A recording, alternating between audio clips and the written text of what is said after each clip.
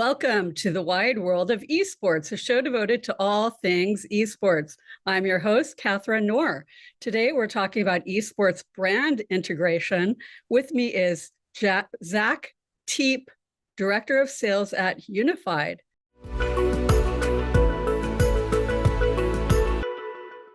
Thank you so much, Catherine. It's great to be here. All right. So how did you get into esports? Yeah, so I tell people I'll spare the whole story of how I went from music education to sports broadcasting to stand-up comedy to esports, but got here eventually. Honestly, it started in high school when we were running. I jumped on with a couple of my buddies that were doing charity gaming marathons, playing through different Zelda games, raising money for different charities. Jumped on, just some funny jokes into a mic, and hang out and make it fun.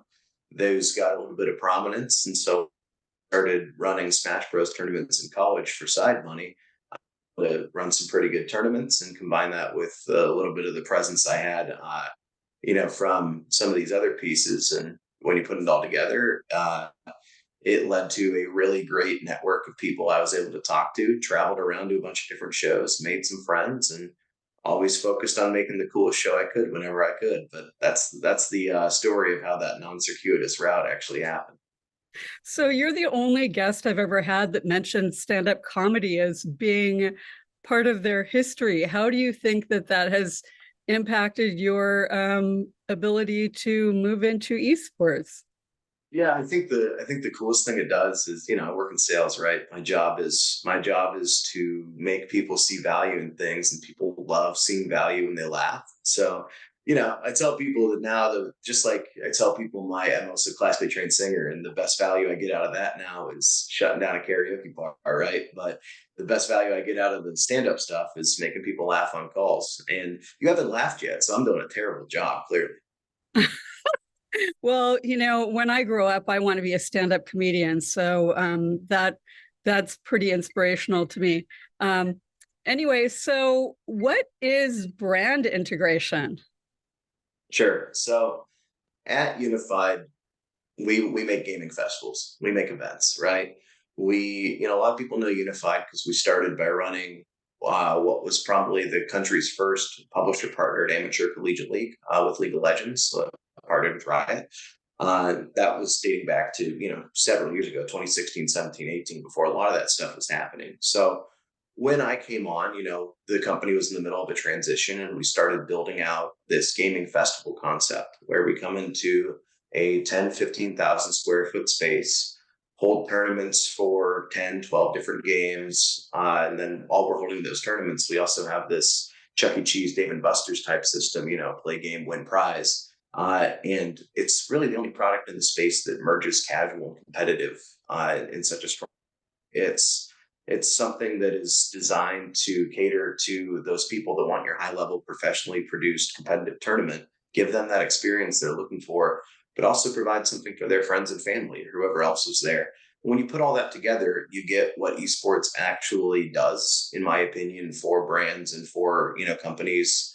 It provides youth engagement in a native environment. I tell people, sure, I sell gaming events, I sell esports. What am I really selling? I'm selling youth engagement. I'm selling the opportunity for a brand, for a company, for an external stakeholder to reach that coveted 18 to 30 demo in a way that's for that demo, that works for that demo, and makes that brand seem relatable and like they're actually a part of the story. Now, is the demo changing, or do you think it's going to continue to be 18 to 30? No, it's changing in that it's expanding. There's definitely people who are in that 18 to 30 demo who are, really enjoying being a part of that, who are, enjoying gaming, they're consuming that content, they're buying the shirts, they're buying the jerseys, they're following the streams, they're going to the events, they're winning money in tournaments. But then we also have the people that were 18 to 30 3 years ago. And as I learn more and more every day, when you're a certain age 1 year and then another year goes by, you become a higher age. And that's really disappointing to me as somebody who wants to be 22 forever. But as the demographic grows, you'll see a stat every now and then. The average age of a gamer is 31. What does that reflect on esports? Not sure, right? But the point is the demographic is growing. Gaming is something that's reaching a lot of different people. Yes, it's youth engagement, but it's also people engagement in a really interactive fashion. Absolutely. Sure. And I would think as families kind of get involved, you have different generations that would be involved, even grandparents and parents and children and grandchildren. Is that right? No, that's where it'll go eventually. It's already there to an extent, and that will only continue to develop as people that are native consumers of gaming and esports become the parents of other native consumers of gaming and esports, right? Because stuff like this gets passed down over time.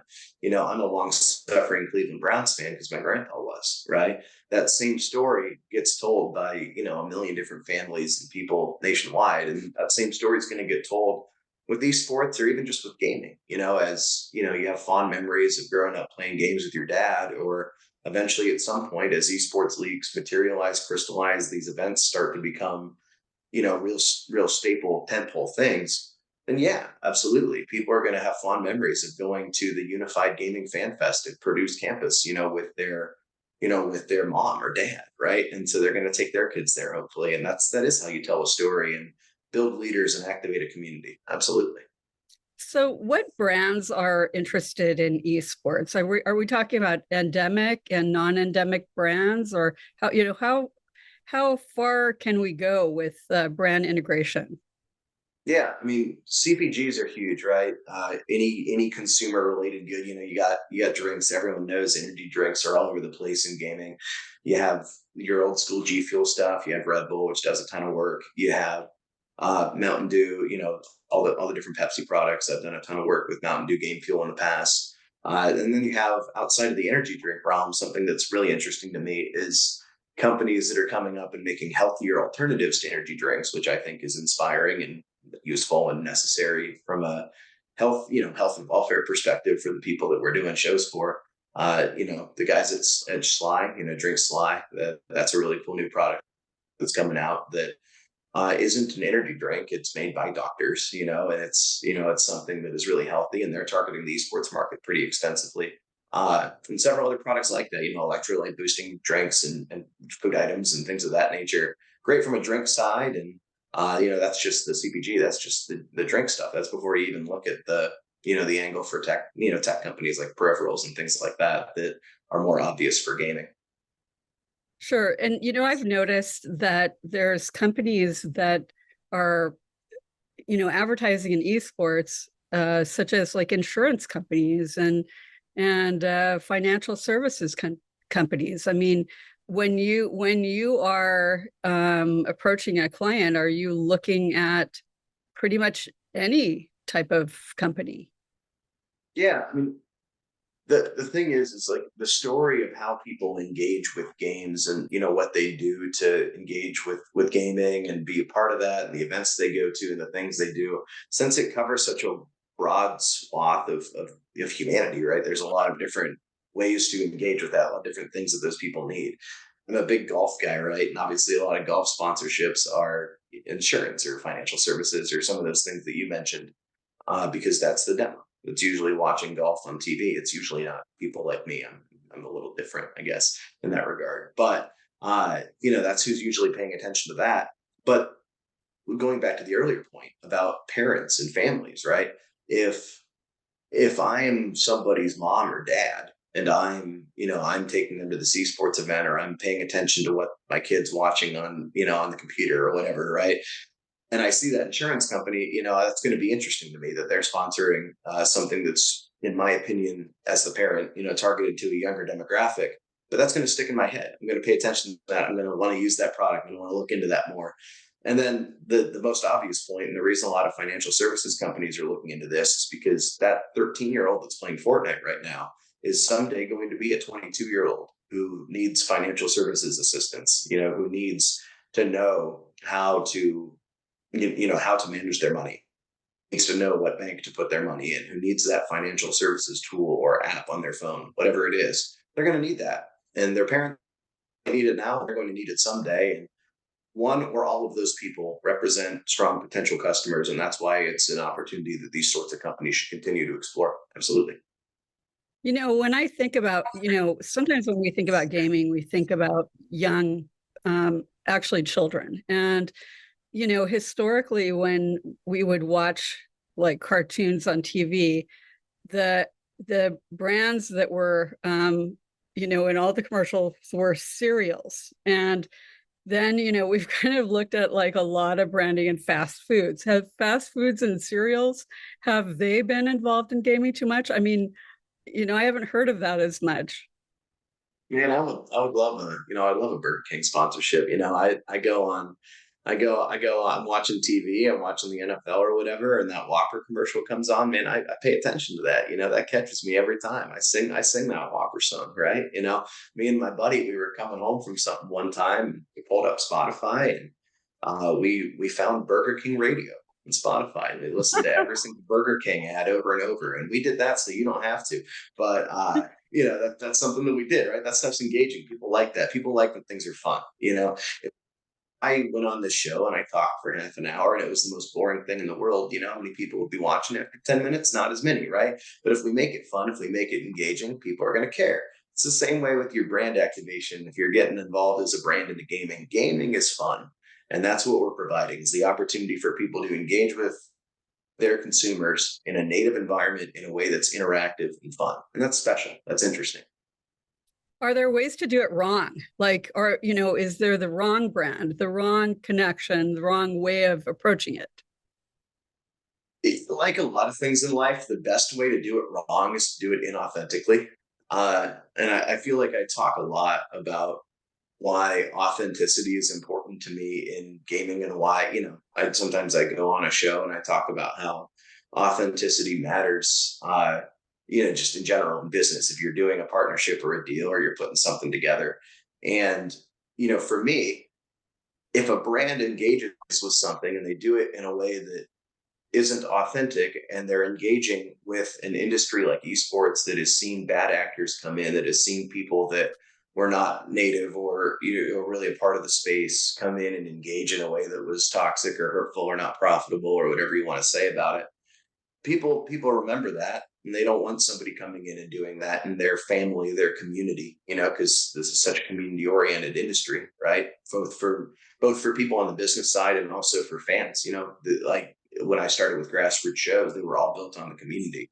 It was some of the same 20 people, come into every show, some of the same 70 people, right? In order for that to happen, you need a strong community, and that's tight knit, and that's built on trust, is the best way I can say it. So if someone comes in inauthentically, whether it's a brand or a tournament organizer or an influencer or whatever, if people read that inauthenticity, that's the easiest way for them to not care. So that's what I would say. So you mentioned the influencer. In esports, who are the influencers? Yeah. It's interesting because some people that aren't in the space don't know the difference between an esports athlete and a streamer, who has a great following. And both of those people are super valuable for a brand. An influencer who has a stream, right? And they're primarily a streamer and they're focused on that form of entertainment.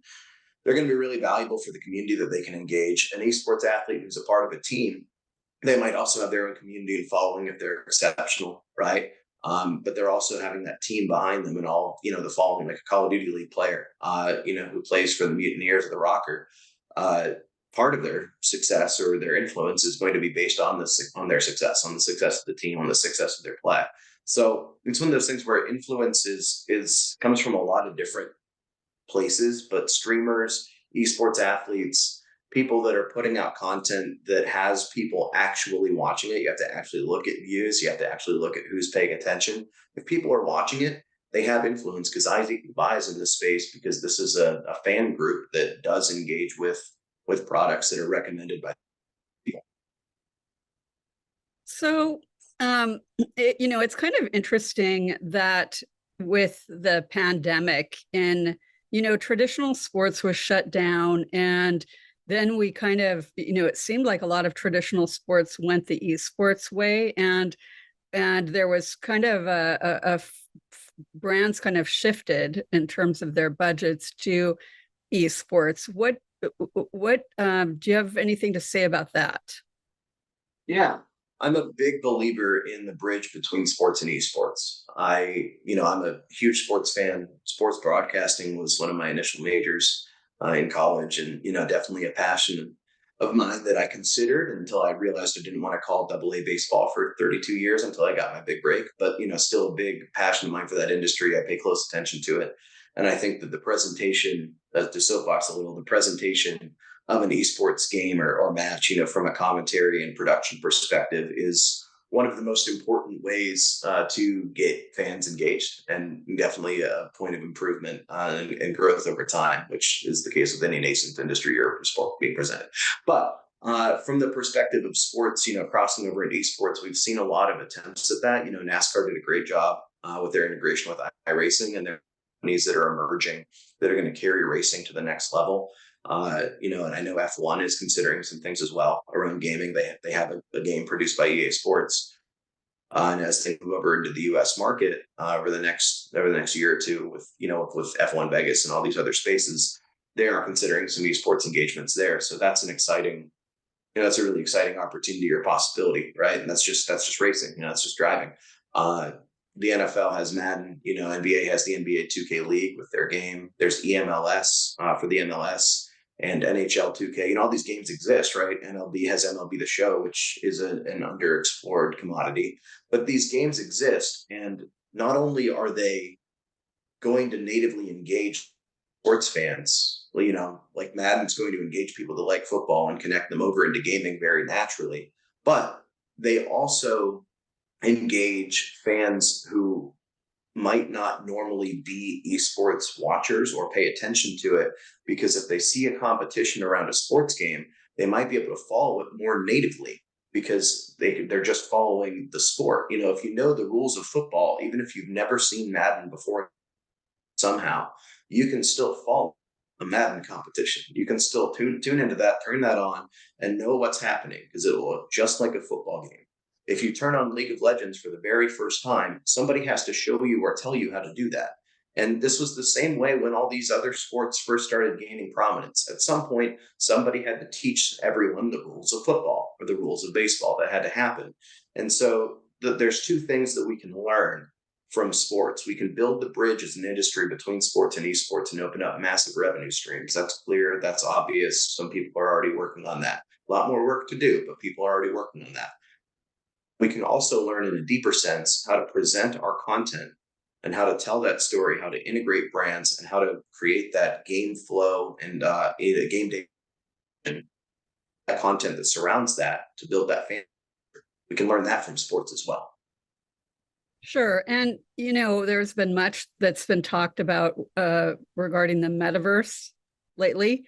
Are you gearing up to do brand integration in the metaverse? Is that happening already, or is that something in the future? Yeah, it's certainly something that we've had conversations around. There are many companies in the space that are pivoting to metaverse opportunities or exploring that. Obviously, people are familiar with the household name tech companies that are exploring it, but there are also many gaming companies that have focused primarily on metaverse opportunities and things around that in the last few months. There's definitely a very real opportunity to create augmented experiences for people through the metaverse, through VR, through all those related technologies. And I think what will matter the most is when it is done in a way that is designed to engage people rather than chase a trend. There's nothing wrong with chasing trends, because in theory, chasing a trend does engage a person or, a larger group if you're chasing something nobody cares about. But I do think that the highest value for metaverse will come when people actually have real communities on there that are full of real people that want to be a part of this because they think it's special. And again, it has to go back to authenticity. Are you doing a metaverse activation because you found out that it was cool because you watched Catherine's podcast? Or are you doing a metaverse activation because you know how to build a community on there and you think that that is the most enriching way to engage with them? That's really the question I think brands and organizers and events rights holders need to be asking. I think that that's a really good point you say about chasing a trend, because, I can see that being a pitfall. So tell us about what Unified is doing. these days and Absolutely. what your future is. Absolutely. Yeah. So the future's definitely bright at Unified. When I came in, I operated a consulting practice for a couple of years prior to this. And, I didn't have to jump necessarily at the first job I was offered. I had the luxury of finding, an in-house opportunity that made sense for me, that was a really strong fit. And that's why I was excited when these guys came to the table, because this is a company that has a reputation and a background in the space, to a certain degree. Certainly they've operated a collegiate league. They've ran high level tournaments. They've ran programs and activations, and been involved in non-endemic commodities that people really cared about. And there's a community of them. There are people that play in them every single time they host them. And these are people that engage with Unified, people that go to every single Unified festival that happens in a year, every single one. And these are dispersed across the country. I'm currently working on projects from Washington to Florida. Literally, it's as far, every corner of the country, right? Actually, literally every corner of the country, because we're talking to some New England states as well. So, the fact that there's such a loyal, dedicated community, that we can build something that engages not just your competitive players, give them their high level competitive experience, but also their friends and family and everybody else who's involved, and create a genuine hybrid, casual, competitive, iconic event experience for every single person who shows up. You tack that into a dedicated community, you tap in that dedicated community, and the fact that we're working directly with DMOs nationwide. We are pioneering some of the thought leadership DMO engagement in esports. That's your CBBs, your sports commissions, your tourism boards, the people that bring events into a city. We're learning and educating on how to work with them, how to get them involved in the esports space, and how to help them tell the story of their destination through esports and gaming. When you put all those factors together, we have a really, really compelling ecosystem that we believe can develop into a market leader in recreational gaming experiences. And it starts by providing an iconic experience for every single person who buys a ticket. And if we keep doing that, we're going to be in a great spot. But here at Unified, we're taking that concept and we're taking it to every market we can, and we're pushing it out in as many places as we can. And we're also engaging with conventions, build high level convention tournaments, and also activating at other conferences and conventions in the space in partnership with various brands, to get to what I'm actually here to talk about. But there's a lot we do to engage people and brands and tell stories that connect communities and activate those communities. And that's what's really important to us, I would say. And so tell us about how you design and strategize with regard to brand integration. Yeah. For us, it goes back to that community component again. It's an ABC, it's activation, brand, community, right? The brand is in the middle of that, because the other two things are required in order to make sure that actually happens. You need a community, you need people that are actually going to pay attention to what you put out there, or else all of the effort from the brand representative, as well as the people activating them, is wasted. Right? You need a community who's going to pay attention. You have to lead with that. That has to be there. If it's not there, everybody is wasting their time. Genuinely, you need the brand, and that brand needs to be a brand that's authentic, that cares and is interested, that actually has something worth buying or paying attention to, something you can actually tell a story.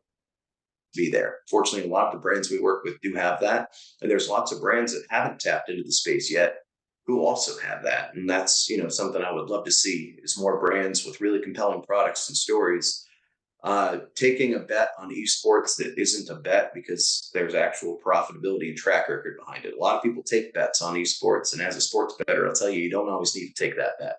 Sometimes you just need to make something with what's there that's already existing, that is pushing the envelope with an innovative product and attached to things that are profitable. And finally, to speak to that point, you need an activation that is designed. If you go back on that ABCs, the first one's activation. You need something that you can activate in a way that actually makes that community engaged and tells the story around that brand. And if that's designed intentionally, like we do at our Unified festivals, then you're going to be in a position to tell a really great story and make a lot of people care about what you're putting out. Can you provide some examples of where a brand has had success in a unified event? Sure. So we worked, this is always one of my favorite ones to go back to. There's a lot I could talk about, But the one I like to bring up is there is an AV integrator called AVDG that is owned by Guitar Center. And now you know that Guitar Center owns an AV integrator. Bet you didn't know that yet. Save that for your bar trivia about B2B esports integration, which, by the way, if you ever find a bar that does B2B esports trivia, please let me know. I will get on a plane the next day. But we, ABDG, a point of contact from their company, worked with Unified 2 or 3 years ago to sponsor a collegiate tournament that we put on because they wanted to reach that demographic. They wanted to reach these colleges. They wanted the colleges to pay attention to them, and they wanted the opportunity to present their services to the buyer at the college, so the buyer could, buy buy that AV integrator services and get their video boards and all those other things that AV integrators do. Activation went well. They sponsored at 20K and they got 2.1 million in ROI out of it. So it was a little bit of a success for them. That same guy moved on to AVDG, which is Guitar Center's AV integrator, called us back and said, "Hey, this went to my previous company. I would love to do, put a little more money behind it, right? With ideally the hope of increasing the ROI, in an exponential fashion, right?" So they engaged with us at a higher dollar amount to sponsor a collegiate tournament series that we were putting on. And they are experiencing, a lot of success in lead generation. They're talking to a lot of great colleges, and we're really excited to see it's an ongoing project, but we're really excited to see what that ROI looks like. We feel pretty confident because when they did that show 3 years ago, the different AV integrator, the college that agreed to a deal with them that got them their ROI, that 2.1 million in ROI, was a college that didn't even participate in the event. It was a college that watched the event, saw that the AV integrator was a sponsor, and went through the sales process and ended up buying stuff. So if they got engagement out of a school that wasn't even a part of it, and now we've at least doubled the amount of schools that are in the show, and viewership has increased, it's a pretty safe thing to say that they will possibly increase that ROI even further. So that's the type of story we want to tell. We want to build on that success and create something even bigger. And it also, perhaps another moral of the story is that success can come from places that you don't necessarily expect. If you're willing to engage with something where there is a community and there are people that are paying attention, and you don't just follow the trend, but you follow the community and the tangible benefits, then you get ROI from things you didn't even think. We didn't think ROI would come from viewers. We thought it would come from the involved schools, but it came from a viewing school, just a spectator. And now that school is a part of the show, and they got a bunch of stuff from that AV integrator, and we're doing it all over again in a bigger, brighter way. So that's a fantastic success story, and should encourage others to actually partner with you. And so a word about partnerships and sponsorships. What is Unified doing there? Yeah, absolutely. We are open to a lot of different ways to get brands involved. Like I said, we have a community. We have shows that I'm booking all across the country, in numerous different markets that are reaching. If we activate in a given market, we're regularly, consistently reaching people in a 2 to 3 hour driving distance from that market. Selling room nights for the DMO and, really, really helping that DMO succeed. But involved in that community, right? Involved in the people that are watching our streams and engaging with us in our collegiate conference. All these pieces are here, and brands can be a part of that. And so we want to have that conversation. They can sponsor an existing show we're doing, or in some cases, we're currently working on projects where we purpose build a show for the brand around their KPIs. And that's when things really get fun, because I can tap in some of my brand activation experience with companies like Mountain Dew and Pepsi and AMP. I can tap in some of that. We have a great team that's also, doing a ton of work in that regard. And, working with us, you'll get a community, you'll get creativity, and, you'll get some really captivating experiences. And maybe those 3 C's are enough to be worth a call. All right. And how can people who are interested in talking with you or contacting Unified, how can they reach you? Yeah, please reach out. Go to unified.gg and find the link to book a conversation. It's pretty prominently featured. You can also reach out to me on LinkedIn. linkedin.com/in/TPE, which is, I believe, somewhere around here for you to click or see. And so you can click or look at that or memorize it or whatever engagement opportunities exist with this live stream that I'm unfamiliar with. And you can reach out to me, and I'd be happy to talk how we can make esports happen for your community, for your brand, and for the dreams you to engage with a great demographic full of people that want great things in a way that's native to them, interactive, and really exciting. Fantastic. Well, Zach, thank you very much. You provide a lot of very useful information. And with those ROI numbers, I'm sure that will motivate many people. Well, that's the goal, and when we talk to people, I try to find what it is they're actually trying to make. I want to build around people's goals and KPIs. Those aren't just words and letters to me. And when you build with those in mind, you get, real results. ROI is also just a bunch of letters, but it's letters that people really like to chase.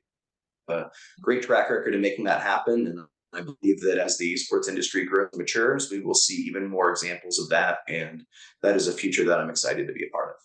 All right. Thank you. And thank you to our viewers for joining us today. I've got a surprise guest for you in 2 weeks. See you then.